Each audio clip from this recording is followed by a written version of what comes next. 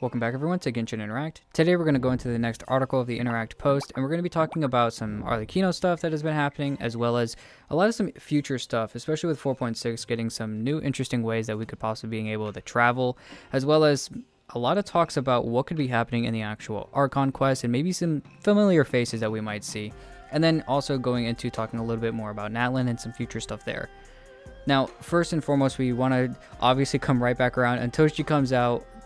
Arlecchino has been getting a lot of changes in her kit, a lot more damage increases actually. Instead of decreases, she's actually getting a lot of increases and helping with her kit. We've already seen that she's been getting a lot more ways to get way more Bond of Life, and then her max potential to get more Bond of Life, and then basically a lot more ways for her to do constant amounts of damage. Now, beyond that, we're also seeing with her C1, it seems like her C1 is going to be giving her a resistance. Now, they also did a little bit of a test against a Ruin Guard when it was spinning from the C0 to the C1. The C1 is basically just having, I guess, a little bit more interruption resistance when you're actually going for those normal attacks in her specific state when she's using the Mask of the Red Death. So that's probably all it's going to be doing, but I think it's going to be a little bit of a buff, and it's probably a necessary one considering a lot of people were kind of almost feeling that you had to use her with a shielder. Yeah, I think this will be very beneficial, and I feel like it's kind of another go round of like what happens with Nervalette. Like, yeah, still very good at C0, and you don't like have to pull for the C1. And there's obviously cases for like the first constellation versus the weapon, and usually most people would say the weapon. And I feel like Arlecchino is going to be the same case. We've seen it before that people have said her weapon's kind of like a must-have if you have her.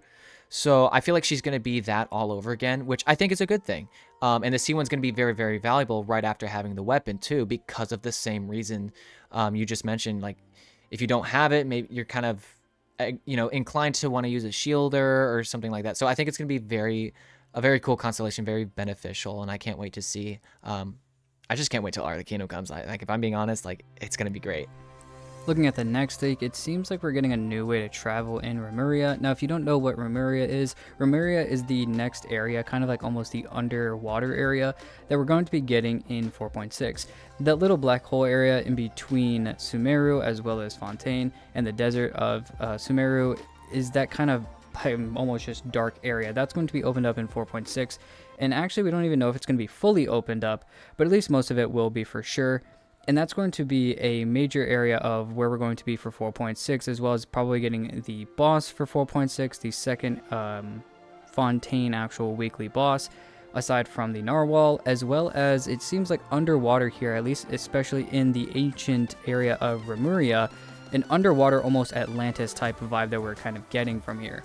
And it seems like here, it's almost like some sort of like whale of some sort that you can kind of just attach yourself to. It doesn't seem like almost like necessarily a mount that you can like jump onto and sit on as it just glides you through the water.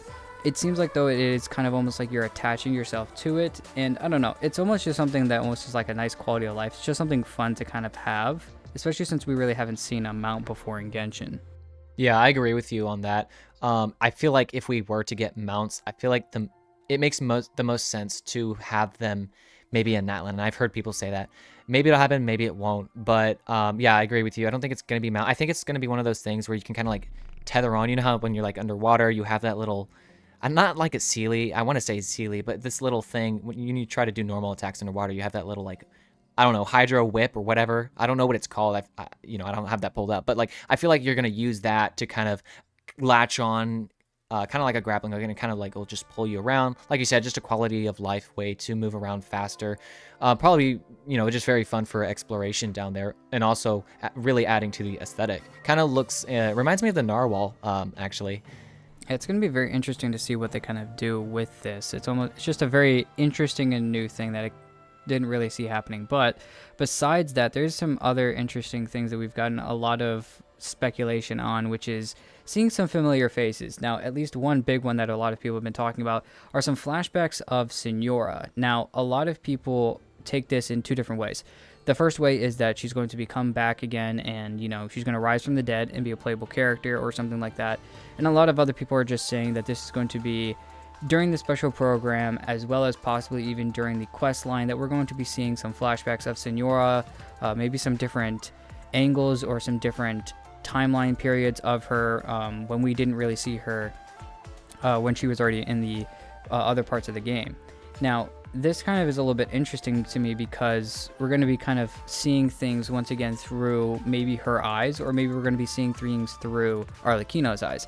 I think becoming a lot more affiliated with Arlecchino, especially already in Fontaine, as well as in 4.6, becoming more closely related to a lot of the Harbingers, it seems like we're getting a lot more opened up to what is going on with them. So maybe this is going to open up a lot more of insight, never mind just beyond looking at the Harbingers, but at the Abyss itself, as well as the Tsaritsa's plans, because you guys have to realize we're towards the end of or the Fontaine era. Well, maybe not towards the end, but we're at the latter half of Fontaine.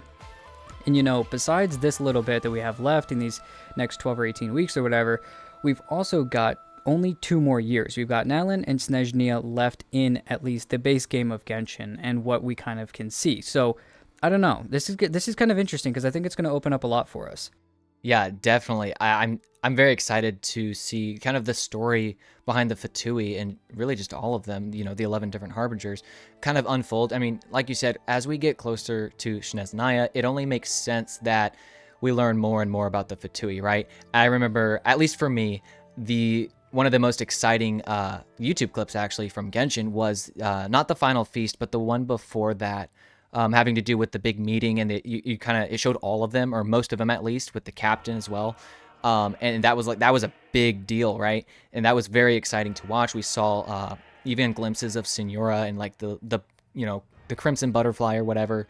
And I just remember that clip being very, very cool for a lot of people, because that was where even a lot of you know, lore people like Ashikai, maybe you've watched him, some of you guys out there, but we were able to put a lot more together, or just put a lot more theories together. And so I say all that to say, just as we get closer to Snezhnia, it's definitely, you know, like I said, it makes more sense that we learn more and more about them. And maybe, you know, having Arlecchino, I've heard people talk about her story and her lore a little bit, like with her eyes, why do they look like this? The Crimson Bale Moon, blah, blah, blah. I'm not going to go into all that because I'll be honest, I'm not really a lore buff, don't know a lot about it, but I'm just excited to see what they do in the main story, what we're going to see in Natlan. We've seen people talk about Columbina and Dottore being in Natlan, so I'm just really pumped to see what goes on. Maybe we get Signora as a playable character. I know that's asking for a lot, and it's probably not going to happen, but who knows?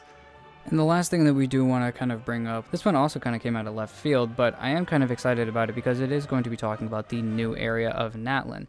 Now, it seems like Natlan has 6 different tribes. We already know that is a warring nation and could possibly already be going through turmoil right now already, but it seems like Natlan in general is divided up into 6 different locations, as well as 6 different tribes, stuff like that. So the first area is a forest area, then a mountain, a mine, and a desert area kind of connected as one, a canyon area, a grassland, and a volcanic area. So we already know in the mining area that it seems like the Nazcaya tribe is already part of this. At least that's what we're getting from leaks. We've seen a few of these different speculations coming out. We don't really know necessarily what's going to be for sure, but, you know, the forest and the grasslands could be kind of similar to the Amazon rainforest, maybe, considering a lot of this is based off of South America. So it's kind of interesting to see what can really happen. But I don't know. There's a lot of stuff kind of going on with Natlan, and it's fun to see as we're going in the next multiple weeks what, you know, kind of Genshin opens up, just like they're doing with the Harbingers that we just talked about. It's interesting to see what they're going to open up for the new nation. Yeah, for sure. This makes me particularly excited because I could see. So what I see with this is having these 6 different areas and tribes or whatever. You can kind of see as like 6 different factions, right?